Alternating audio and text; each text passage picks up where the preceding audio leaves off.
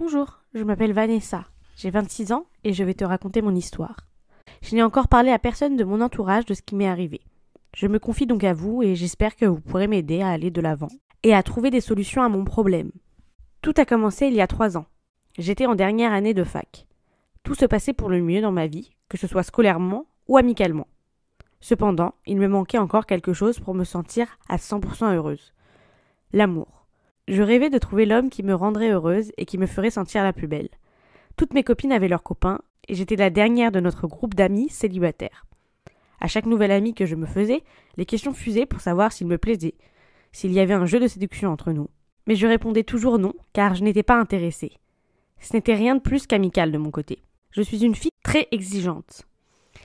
Je voulais un mec beau, intelligent, drôle, ambitieux. Et chez les mecs que je côtoyais, il y avait toujours un problème. Alors, quand j'étais en dernière année de fac et qu'un nouveau mec est arrivé, que personne ne connaissait et qui semblait réunir toutes ses qualités, je me suis vite intéressée à lui. Comme beaucoup de filles d'ailleurs. Du coup, j'ai lâché l'affaire, me disant qu'il ne serait jamais intéressé par une fille comme moi. Malgré les avances de toutes les filles de la fac, c'est vers moi qu'il est venu. Il a commencé à me demander comment je m'appelais. Et puis on a parlé de nos passions, nos amis, nos envies. Il se trouvait qu'on avait plein de points en commun, et ça me confortait dans l'idée que c'était le bon. Mais je ne m'emballais pas trop, car je ne savais pas s'il voulait de l'amitié ou plus. J'étais donc très surprise quand il est venu me demander si je voulais bien dîner au restaurant avec lui ce soir. J'ai tout de suite répondu que oui, c'était peut-être lui le mec que j'attendais. On a donc dîné ensemble, c'était parfait. Il était galant, attentionné, drôle, intelligent. Je ne lui trouvais aucun défaut. Suite à ce dîner, on a commencé à sortir ensemble. Au bout d'un petit moment, la question du sexe s'est posée. Il m'a demandé si j'étais prête à passer à l'acte. Et je lui ai répondu que oui, car c'était le cas. On l'a donc fait. Et je lui ai fait confiance quand il m'a dit qu'on n'utiliserait pas de préservatif. Cela n'a fait que renforcer notre relation. Le jour de la Saint-Valentin, il m'avait donné rendez-vous au restaurant. Je suis donc arrivée à ce restaurant et je l'ai attendu. Je l'ai attendu 30 minutes, puis 1 heure, puis 2 heures. C'était gênant. J'étais là, toute seule au restaurant, et lui, où était-il ? J'ai essayé de l'appeler, mais ça m'indiquait que la ligne n'était plus attribuée. Le lendemain en cours, il n'était pas là non plus. Je ne comprenais plus rien. Je n'avais plus aucune nouvelle et je passais mes journées tristes.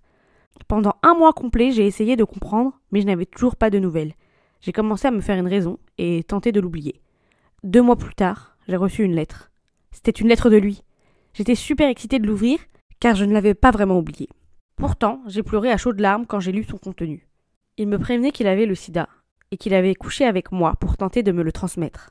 J'étais choquée et anéantie. Pourquoi avait-il fait cela ? La réponse était quelques lignes plus loin. Il était tombé amoureux d'une fille avant moi, qui me ressemblait beaucoup. Elle lui avait transmis le sida, et quand il m'a vue, il a voulu se venger.